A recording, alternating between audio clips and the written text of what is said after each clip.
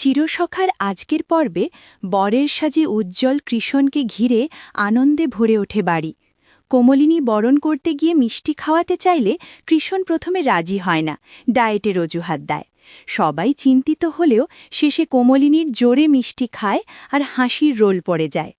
অয়নদীপ মজা করে নিজের বিয়ের কথা তোলে, কুর্চি লজ্জা পায়।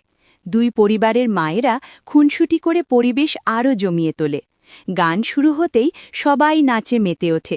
বর্ষা ভোরকে টেনে আনে। ভোর স্বতন্ত্রের হাত ধরে নাচতে শুরু করলে কোমলিনী অভিমানে সরে যায়। স্বতন্ত্র বুঝতে পারে তার দূরত্ব বাড়ছে। এদিকে অনন্যা, রশ্মি ও বর্ষা চুপি চুপি ষড়যন্ত্র করে। বর্ষার কাছে নাকি এমন এক রিপোর্ট আছে যা কৃষণ মিঠির সুখ ভেঙে দিতে পারে।